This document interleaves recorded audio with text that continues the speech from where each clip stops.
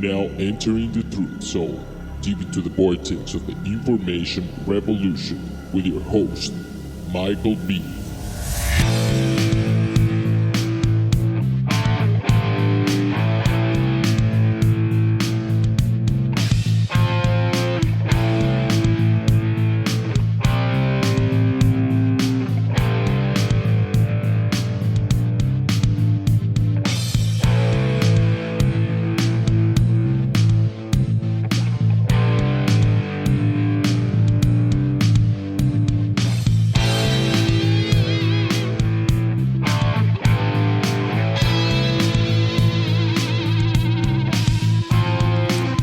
My name is Michael B, and this is The Truth Zone, coming to you live from North Dallas, Texas, on this beautiful Wednesday morning, May 24th, 2017. And I am 17 days away from leaving hostile territory, aka my home. So, gonna talk about different things today. We'll get into some politics, and since this is my show, and I could talk about anything I want, I think I also want to talk about relationships. And I want to talk about the difference between traditional concepts and this new age business of individuality, basically separatism, and you come together as you feel like it, and you really don't need women today, these feminists. I don't need a man. It's called sologamy or sologamy. So I want to get into a little bit of that. Starting off with, since we're still hot and bothered, of course, by the Manchester, England massacre, and that gets all the headlines, right? Because it was a rock concert of a famous I never heard of Ariana Grande personally, because I'm not interested in this modern music garbage. I guess like most of my thought process, I'm stuck in the 80s also, I guess, music-wise, too. So, I've never heard of this Ariana Grande chick. So, I guess, in combination with that, and the fact that, it's Great Britain, and that seems to get more traction, because we in America obviously have a closer connection to Great Britain. And for those of you that think that we actually left the crown 240-something years ago, well, here's what you can do. You can go on Google, you can type in Treaty of Paris 1783, pull it up, do a Control F, as in find, type in Prince of the United States, and see what you get. And then you decide if in fact we ever left Great Britain, or or is that just a story we've been told, and did basically the British Empire on a global scale begin the transfer process from good old Europe onto the New World? You make that decision. So there were other instances now of Islamic terror. Now they took yesterday off. Excuse me. I guess killing 22 people and injuring 119 in Manchester, England, I guess work well done. We can take a break. Well, today, and it's only 10 a.m. Central Time here, but as you know, in the Eastern Hemisphere, if you want to call it that. We're up to, 20 hours behind, let's say Australia or something. Excuse me. So that ties in to the Philippines. In General Santos, 14 were killed and 50 were injured today. 2 bomb blasts targeting Christians along a commercial district leaves 14 dead. Now, on my phone, I get alerts from Fox News. So naturally, when the Manchester massacre happened, my phone lit up, and it's still lighting up. Apparently, the British police are doing a nationwide sweep, and they're making arrests, whether it be in direct connection to the Manchester massacre or Islamic terrorist cells. And now they've decided to give us a show, and it's just how I feel about it. I don't think Britain is sincere in keeping their people safe. Just like, I'm sorry, folks, but I don't regret my vote for Trump. I still hope he does well. I still hope he fulfills the promises. He seems to be looking good, at least on the economic front, and I'm very happy about that. Because ultimately, a wealthy society is a free society. The more money you have in your pocket, the more independent you are, the more in control of your decisions you can make, and the less dependent you are, not just on the government, but you're not dependent on family to loan you money. You're not dependent on friends to loan you money. You don't have to take outrageous personal loans or put yourself in jeopardy. The more cash you have, the more in control of your life. And that's just the way it is. Here in the 21st century, when we no longer can be self-sufficient through farming or ranching, it's now about the money. Because you need the money to get the things that you can no longer get by living off of your land. It's just the way it is. There's no such thing as, let's say, you've got an abundance of corn on your land, and you go to the general store, and you trade it in for molasses and wheat, so you can make cakes and whatnot. You don't have that luxury. So it's all about the Benjamins. So far, on the economic front, I'm pleased overall with the direction Donald Trump is taking. However, I'm not really thrilled with the foreign policy. Because quite frankly, and I know a lot of people aren't going to like hearing this, but it really sounds like business as usual from the last 4 presidents. The 2 Bushes, Bill Clinton, and Barack Obama, and it seems like Donald Trump is following suit. That, I don't care how you slice it, it looks like they're looking at, the Trump administration is looking at regime change in Syria. We have the bombing of an empty airfield, but was even worse than that. Forget about the bombing of the airfield. It was the condemnation at the United Nations by Nikki Haley, condemning Bashir Assad and saying that he did the chemical attack on his own citizens without a shred of evidence. No evidence to the contrary, and no reasonable or logical motive.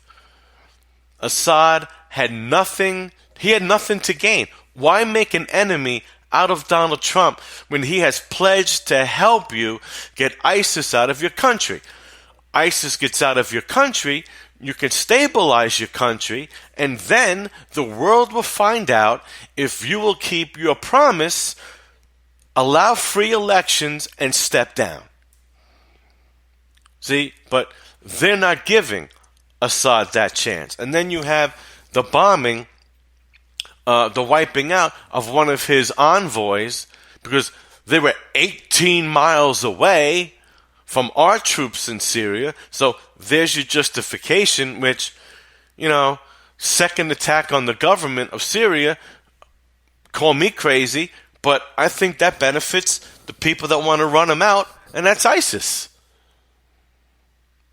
So it doesn't make sense. So as far as I'm concerned, like Britain, I'm not convinced that our president is trying to protect the American people by bombing stuff thousands of miles away that really, by and large, had no impact whatsoever.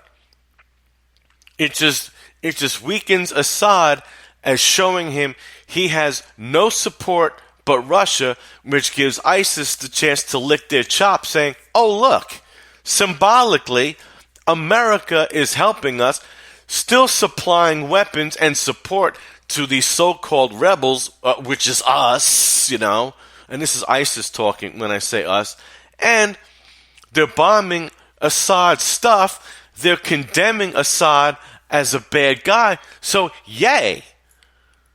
So we can do more stuff. We can make it look like Assad is doing stuff to his own people. Take him out, we got free reign of the country. Just like Libya, just like Egypt, Iraq, Afghanistan. Just look at the facts, folks. Just look at the facts. So I'm not really convinced yet that Donald Trump's or anybody's strategy of just military presence and bombing the enemy is going to do anything when the guy that blew up that Manchester concert hall was British born. He was a British-born Libyan who, according to Drudge Report, which is basically a hub for so many different publications, the son, the father of the bomber, stated that his son made regular trips to Libya. Now, why is that? Why would he make regular trips to Libya? Well, obviously, he's visiting some Islamic compadres, probably getting instruction. They probably gave him the green light, and the rest is history. The rest is history.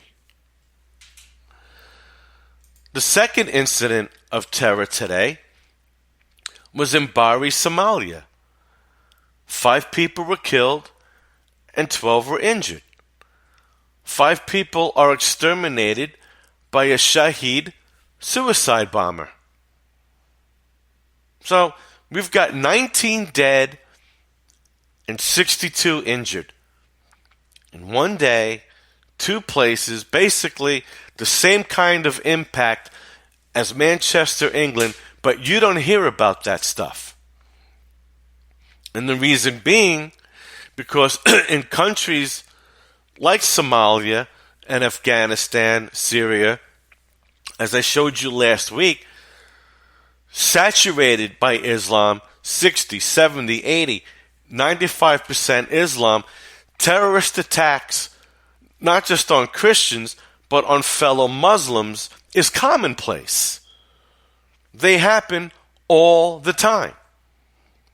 So, do you honestly think that CNN, MSNBC, and even Fox are going to show you every single day that there are massive slaughters all over the world in the name of Allah and Muhammad? No, they're not going to show you that. They also know, and this is a paradox, which, quite frankly, I don't understand. I mean, I know that they're losing, the big three are losing audiences, but yet they have like a 6% trust factor, yet so many millions and millions and millions, most likely the majority of Americans are still watching television, are still watching these three networks. So those three networks know they still have majority control of what the people receive as news. And you throw in the BBC, same thing. So those four affiliates realize that they can put out what news they want you to know. And if you're sitting in front of the TV and you're not on the internet looking at independent sites that are willing to put themselves out there, and yes, do they focus sometimes on one particular aspect? Do they have an expertise? Well, because you need that. How many people are going to sit and watch Fox News for 10, 12 hours straight? Or CNN or MSNBC? Not too many. And you know that they can't focus on one subject all day long because, come on, like anything else. You hear the same story over and over again, you kind of get bored. You need some variety.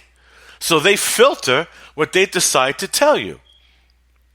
Whereas independent affiliates will focus on economics, will focus on investments, and will focus on foreign issues.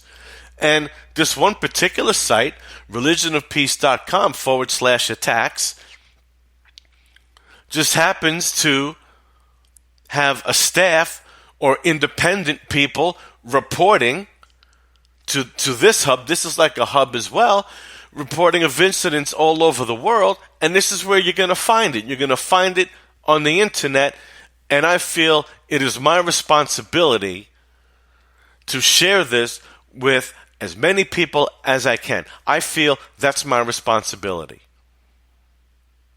So, if what I'm sharing with you, you find value in it, and you find value in hearing it from me, please spread the word about my show.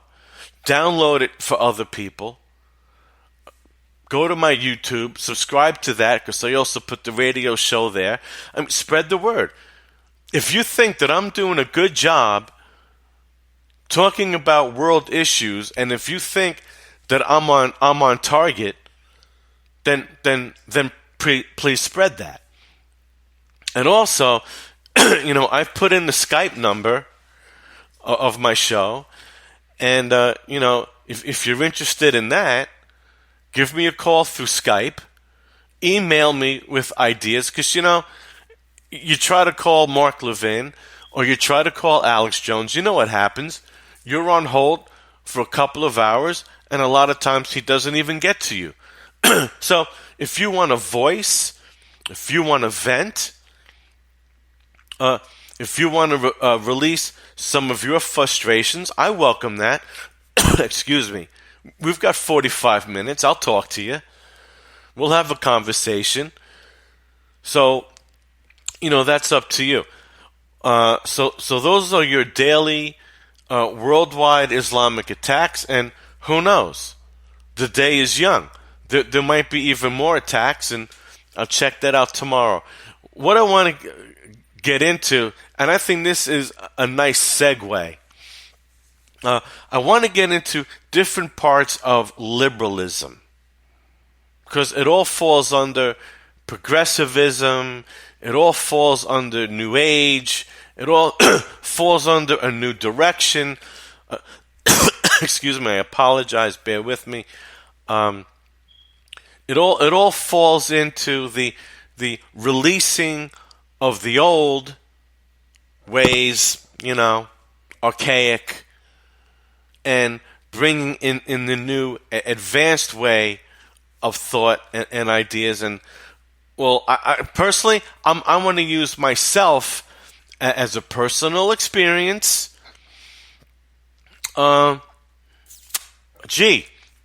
Of how one side of the spectrum is faring and how the other side of the spectrum is faring. So this is called liberal silence, and this is about politics, but again, I think it's a good bridge to then going into the personal. This was posted on Facebook by a Facebook friend of mine named David J. Del Vecchio. So I'm just going to read it off. You, meaning the liberals, said nothing when Obama used drone strikes to execute people abroad. You said nothing about Russia for 50 years until Trump was inaugurated. And of course, we're talking about also the latest and greatest, that Hillary sold 20% of our plutonium supply to the Russians. How come she can do business? How come she can sell off our resources to make nuclear weapons as Secretary of State, but Donald Trump can't even, or any of his people, can't even have breakfast with the Russian, and now we need an investigation, and there's a call for impeachment. You said nothing about Hillary's campaign manager's brother, and I don't know if that's John Podesta's brother. I think, was John Podesta the campaign manager? It might have been. Being paid $175,000 to lift U.S. sanctions on Russia. You said nothing when Obama engaged in military interventionism in Libya without congressional approval, and of course, Hillary's famous for saying, "We came, we saw, he died," and Gaddafi was doing many, many good things in Libya, and since he was taken out, Libya isn't faring so well. You said nothing as Obama greatly expanded presidential power through the use of executive orders. I have a phone and a pen, and if Congress isn't going to do what I want to do, I'll take matters into my own hand, and basically negating an entire branch of government that we, the American people, voted for. You said nothing when Obama filled his White House with lobbyists even after he said he wouldn't. You said nothing when Obama gave 47 of his fundraisers administration jobs. You said nothing about the murders and rapes at the hands of illegal immigrants. You said nothing when Hillary's net worth rose over $100 million as Secretary of State, in part because her husband took money from foreign governments. You said nothing about Obama's net worth rose over $10 million as president.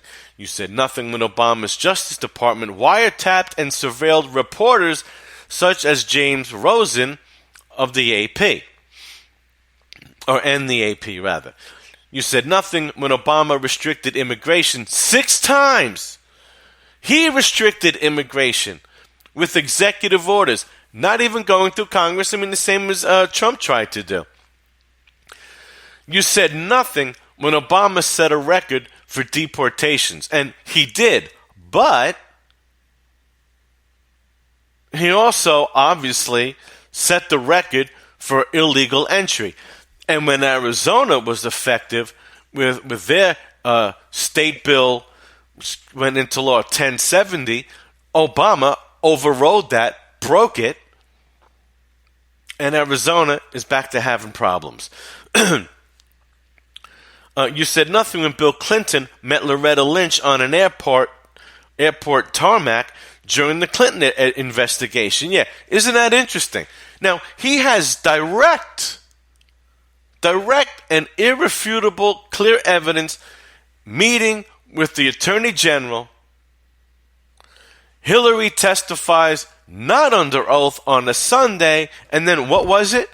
A day or two later, Comey says, yeah, well, she did this, she did that, she did this, she did that, but I can't find a prosecutor that will take the case and prosecute Hillary Clinton. No prosecutors are willing to do it.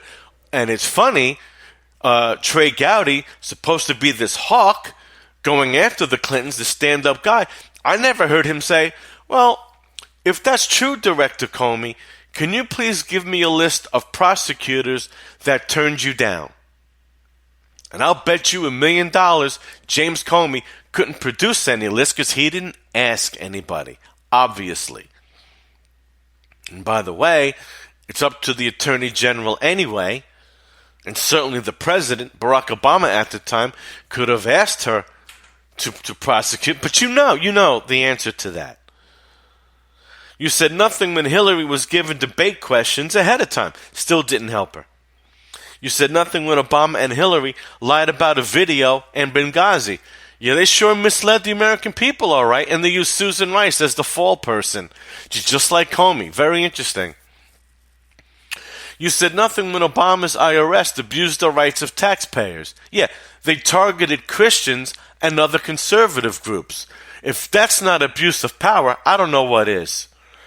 You said nothing when Obama's White House held meetings with lobbyists in coffee shops near the White House to avoid disclosure requirements. Again, usurping the law for their benefit. And nobody said a word. You said nothing when Eric Holder sold guns you hate to criminals and some were used to kill Americans. Now, I believe that refers to Fast and Furious. You said nothing when the Clintons took White House property. They raided the joint when they left. You said nothing when Hillary laughed off defending a child rapist. Yeah, a 12-year-old girl was gang raped by 2 adult men, and Hillary basically got them off, smeared that poor girl. It was just a travesty. You said nothing when Hillary lied about her private use of her private email server as Secretary of State, then she smashed it to smithereens. You said nothing when Janet Reno, under Bill Clinton, used a tank to kill the Branch Davidians. You said nothing when on May 13th, 1985, a bomb was dropped on a row house in Philadelphia to uproot the black liberation group known as MOVE, resulting in a fire that eventually burned down 61 houses, killed 11 people, including 5 children. You said nothing as Elian Gonzalez was forcibly deported using guns, again, under Bill Clinton. You said nothing when George Soros paid protesters to burn parts of Ferguson, Missouri. You said nothing about state rights until Trump's executive orders on immigration. You said nothing about the record numbers of people on government assistance under Obama. You said nothing about the number of part-time and low-paying jobs under the Obama recovery, and there's so much more.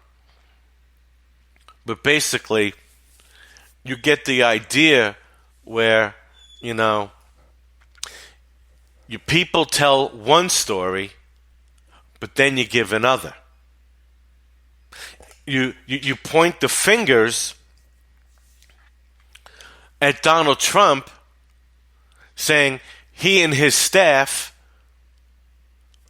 should be, the whole root should be impeached because he had contact with the Russians. But you don't complain when your people has direct selling our resources to Russia, a campaign manager receiving money from the Russians to lift sanctions. That part's okay. Bill Clinton and Hillary Clinton building up their war chest, receiving money from foreign governments, much of them from countries that support and finance terrorism, including Saudi Arabia. You don't want the citizens to have guns.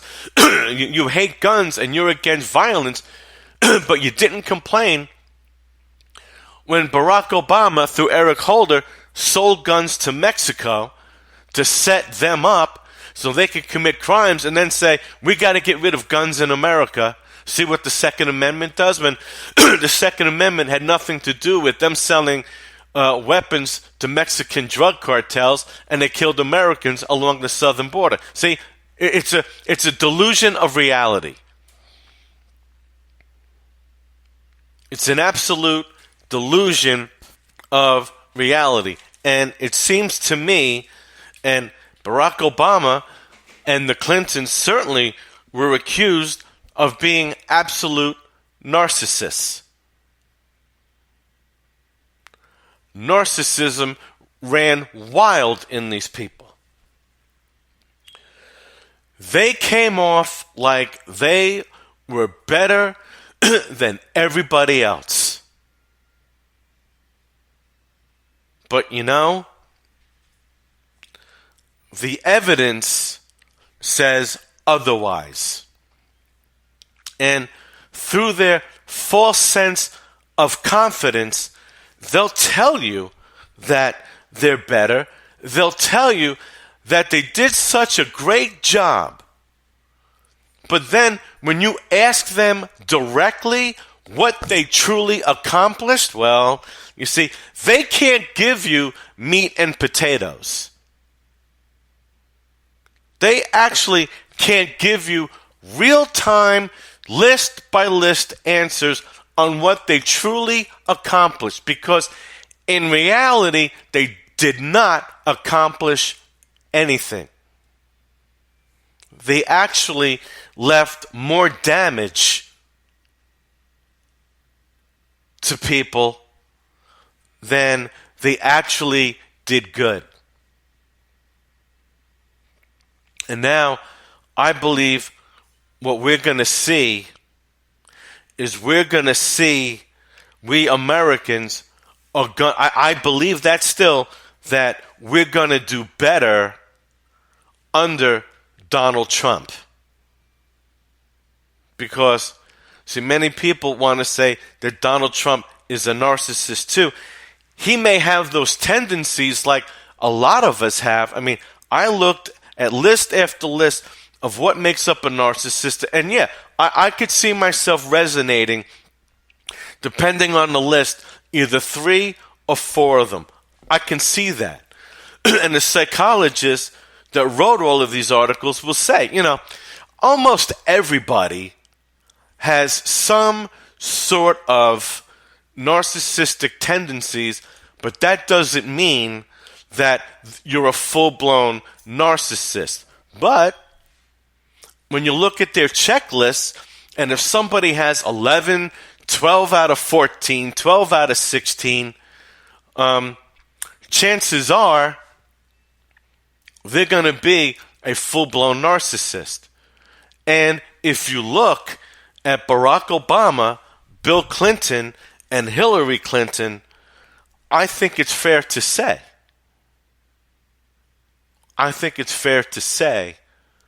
that they are full-blown narcissists. And one of the other biggest keys is that they come off as doing good and being concerned, but the truth is, they really don't have empathy for anybody. They don't have empathy or sympathy for anybody but themselves. Sure, they created this Clinton Foundation that gave you the guise that they cared about people and they did good things. But when you get independent reports of what actually happened in Haiti, they raped those people.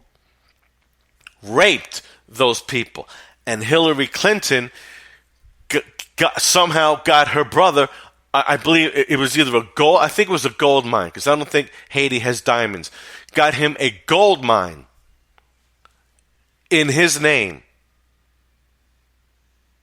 So, and they hoarded from the people. They did more damage to the people of Haiti after the hurricane than the hurricane itself. They want to tell you they want to help the American people, yet Hillary Clinton says she wanted to destroy the coal industry. A coal miner was able to have in the town hall, able to confront her. Oh, you took my words out of context. I didn't mean it that way. So, you can absolutely tell who a full-blown narcissist is. You just have to be able to see the signs. And there's this great article from lovepanky.com. Hopefully it comes up here. /mylife/relations. And, here we go.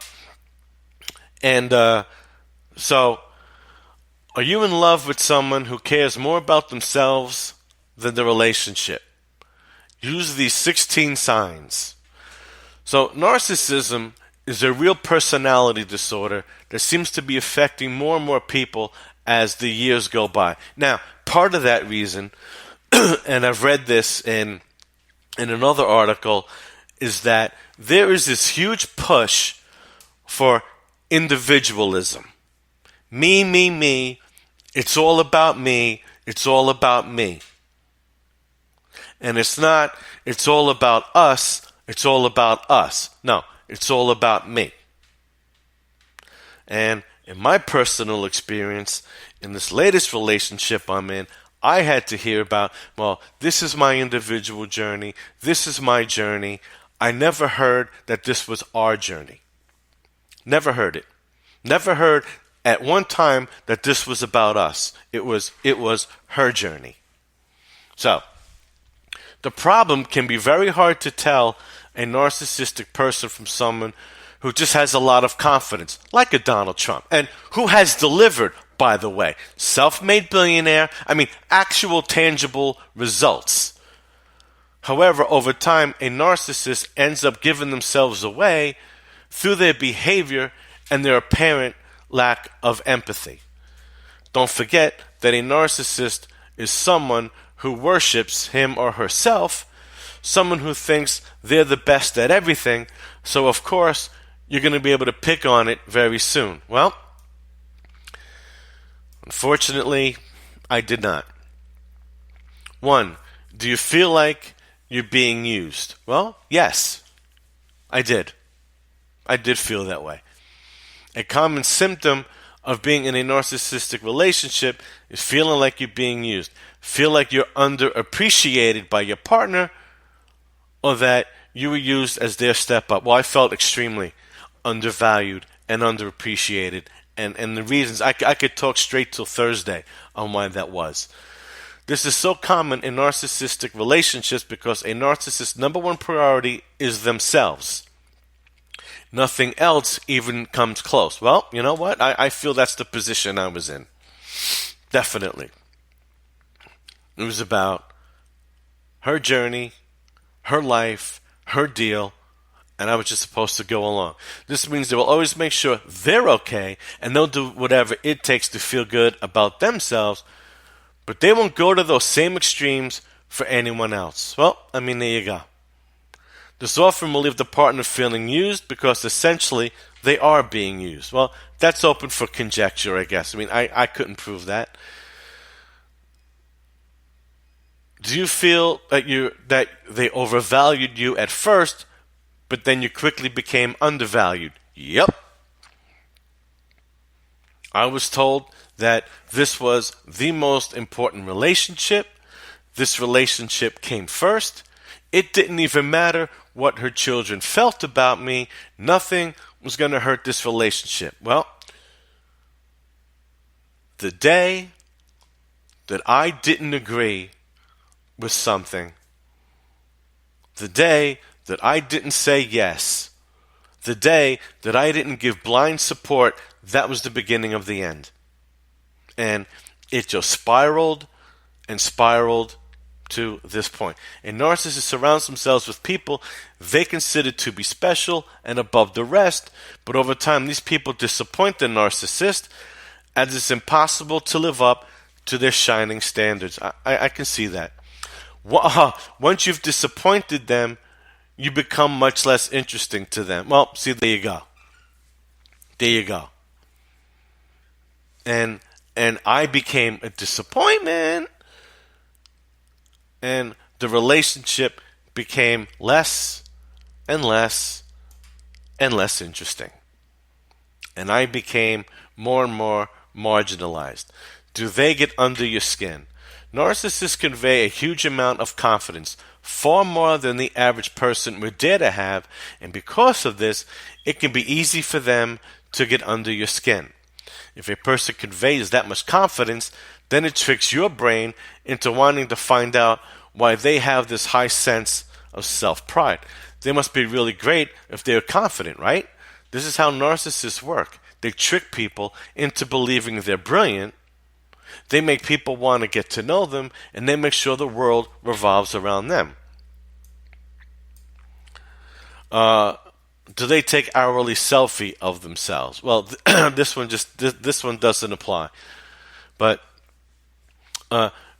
people always want to present their best sides online. Sure, always wanting to look good there. Do they spend a lot of time at the gym? Well, that's not applicable. Do they always turn the conversation onto themselves? Well, kind of. Do you feel like you ever have their empathy? No. Nope. I feel like my feelings were discarded and discounted. Or they always focused on themselves. My journey, my time. You see, this was the biggest one. How does your partner react to their pride being hit? Most people don't deal well with their pride being hit, but a narcissist can't handle it at all. You see, underneath all the confidence that a narcissist spews out, there isn't a confident person. That's why they go to such extremes to make sure they surround themselves with people who stroke their ego. And, well, quite frankly, yeah, I've made that accusation that she has surrounded herself with people that parrot the same things that she says, and they look at her with awe. And unfortunately, that permeated into our relationship, and the rest is history. Has your relationship ever been threatened because of your partner's pride? Well, I think that's what ended it. Do they tend to take things farther than most? Again, this is similar to the last question. When you argue with your partner, do they tend to take things further than you would? Are they always threatening to leave unless you see things from their side? Do they always make sure that you are left in the wrong? Yeah, every single time I was wrong, and yes, she did start that in the beginning. Well, if you're not happy here, why don't you just leave? If you're not happy here, I'll try to get you your money you invested, and you can leave. And then I got to the point where, well, let's put up or shut up. And so here we are. Can your partner accept responsibility for things they have done? This is huge. I never get an apology. Never. Never gotten an apology. So, these are the things. I'm going to talk more on this. I am in the weeks and months ahead, because, I think it's important that when building a relationship, before taking that last step into marriage and buying a home, it is really important to know as best you can what you're getting into. And I'm not saying that I didn't make mistakes. Yes, I did. And the biggest mistake on my end, I did talk to people outside of our relationship. Well, you know what? Also, people ask me, was I really married? Are you really her husband? And that's a springboarded conversation, and the rest is history. And considering the fact that I'm down here in Texas for 3 years, I don't have any friends down here. All my human contact was with her people, so where am I going to go? And bottom line, I asked to see a marriage counselor, and she refused. That's just the end of the story. And it was quite clear that we couldn't have a conversation and make any headway, and we needed a referee, because that referee would have pointed out flaws in both of us. And with a narcissist, you can't have that. So it's important to know your partner. I'm going to wrap up here. Thank you for listening. And tomorrow we'll get into more of what, enough about me. We'll get into more of world events. So my name is Michael B. This is the Truth Zone. See you tomorrow, 10 a.m. Central Time. Keep the faith.